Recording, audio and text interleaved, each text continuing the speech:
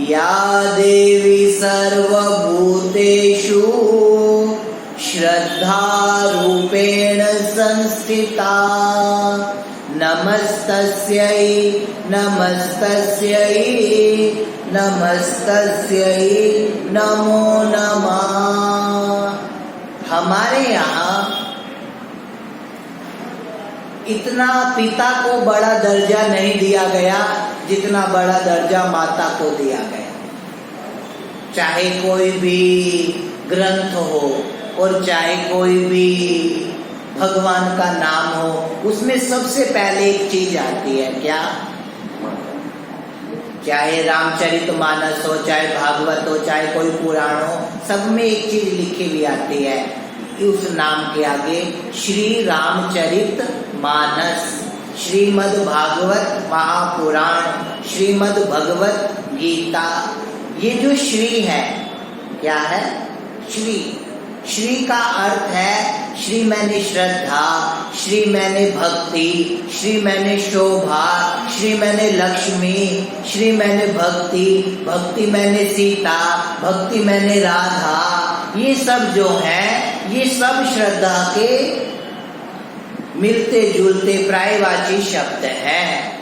तो हमारे यहाँ हर बात में श्री को पहले जोड़ा गया, माताओं को पहले जोड़ा गया। पहले वेद भी यही कहते हैं, मातृ देवो भव, पितृ देवो भव, आचार्य देवो भव, अतिथि देवो भव। तो पहली बात है, हम जो है वो श्रद्धा से, हमारे पास कौन सा धन होना चाहिए श्रवण करने के लिए? श्रद्धा रूपी। क्या? कौन सा? श्रद्धा। श्रद्धा का अर्थ है सीधा साधा अपने गुरु के वाक्यों में भरोसा होना, विश्वास होना। कहते हैं, जो श्रद्धा संबल रहित और नहीं संतन कर साथ। चाहे आप धर्म क्या कहें, ज्ञान मार्ग के पथिक हैं, चाहे आप कर्म के मार्ग के पथिक हैं, और चाहे आप भक्ति के मार्ग के पथिक हैं, तीनों में यात्रा करने के लिए पहली चीज है आपके पास श्रद्धा होनी चाहिए। क्या होनी चाहिए? श्रद्धा।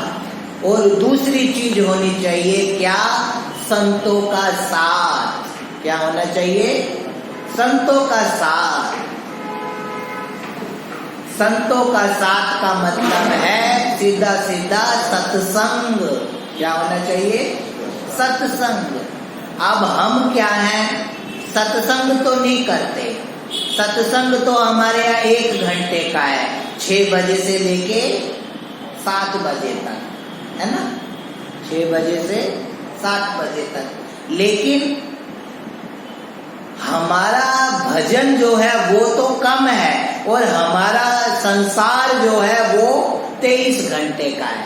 कितने घंटे का? 23 घंटे का। और सत्संग जो है वो हमारे जीवन में कम है। इसीलिए क्या होता है, जो गलत बात है, जो कुसंग है, वो हमारे चित्त के ऊपर बहुत जल्दी असर करता है। हमारे चित्त पे बहुत जल्दी असर करता है। और सत्संग आप 1 घंटा करते हो और वो हमारे ऊपर इतनी जल्दी असर नहीं करता।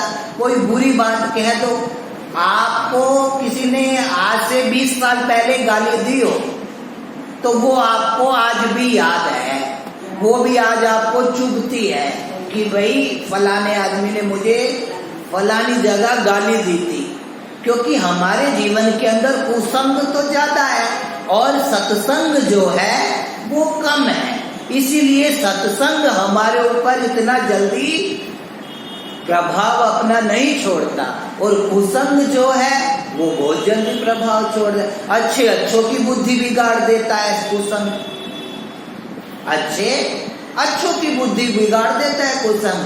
कहते हैं तो भगवान के भाई, राम जी के भाई हैं भरत जी, और संत हैं, ऐसे नहीं है, संत हैं। और उस संत की जो माँ है जिसका नाम है कैकेयी जी, और केकई की माँ है, के भरत की माँ है केकई, लेकिन उस माँ की भी बुद्धि बिगाड़ दी कुसंग ने। उस माँ की भी बुद्धि बिगाड़ दी कुसंग ने। तो कुसंग जो है वो बहुत जल्दी हमारे चित्त पर चढ़ता है। अगर आप चलो सत्संग ना करो, एक बार को भगवान का नाम ना लो, भगवान का रूप ना देखो, भगवान की लीलाओं का चिंतन मत करो, तीर्थों में मत जाओ, लेकिन फिर कुसंग भी तो मत करो। अब हम सत्संग तो करते नहीं, कुसंग बहुत करते हैं। जहां कुसंग हो, कहते हैं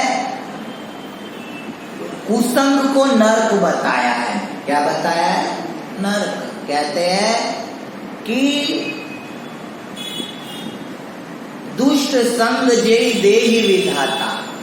दुष्ट का जो संग है वो क्या है? बल बल बास नरक करताता, और दुष्ट संग जेई देहि विधाता। नरक क्या है? दुष्ट का संग ही नरक है। तो हमें क्या करना है? कुसंग नहीं करना, दुष्ट का संग नहीं करना, हमें क्या करना है? सत्संग करना है और कुसंग से बचना है।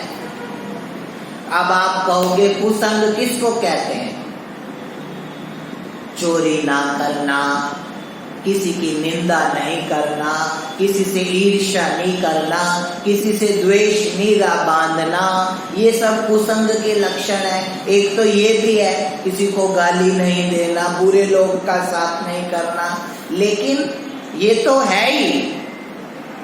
लेकिन एक कुसंग तो किसी के साथ से होता है और दूसरा कुसंग आंख से होता है।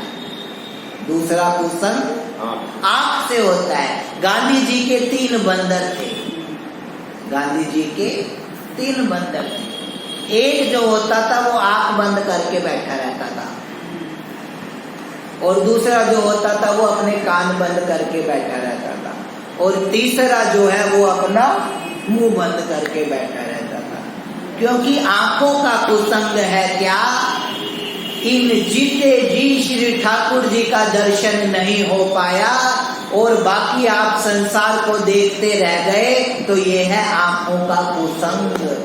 और जीते जी अगर आपने भगवत कथाएं नहीं सुनी और संसार की दंत कथाएं सुनते रहे, पर चर्चा ही करते रहे, तो ये है कानों का कुसंग। और अगर हमने इस मुंह से भगवान का नाम नहीं लिया, तो फिर ये मुंह कैसा है? इसने भी कुसंग ही किया। और भगवत कथा क्या करती है? हमें कुसंग से बचाती है। देखो, यहाँ पे बैठने का कुछ फायदा हो या ना हो, यहाँ पे आपके सत्संग में बैठने का कुछ फायदा हो या ना हो, लेकिन आप यहाँ पे बैठकर एक काम से बच जाते हो। अगर आपको कथा नहीं भी समझ में आई तो भी आप एक काम से बच जाते हो। क्यों? इतना समय आप बाहर रहते, और बाहर रहने के बाद क्या होता? किसी से बात करते, और किसी से बात करने के बाद आपको झूठ बोलना पड़ता, किसी की निंदा करनी पड़ती, किसी की ईर्ष्या करनी पड़ती, किसी से द्वेष करना पड़ता।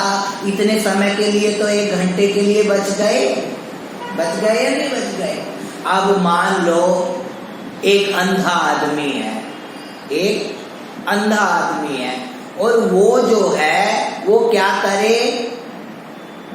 बागों में जाए, जो गार्डन होते हैं ना, उनमें जाए, और वो उसमें घूमता रहे। अब है तो आंख से अंध है, दिखाई नहीं देता, लेकिन फूलों को देख तो नहीं सकता, लेकिन क्या कर सकता है? खुशबू जो है उसकी ले सकता है ना। मान लो पत्थर है, और पत्थर जो है वो नदी में गिर जाए, पत्थर जो है वो नदी में गिर जाए। अब नदी में जितनी देर गिरा रहा, तो कम से कम जितना ऊपर प्रकाश है, सूर्य की किरणें हैं, उसकी तपिश से तो बचेगा ना। जलने से तो बचेगा ना, शीतलता तो मिलेगी ना।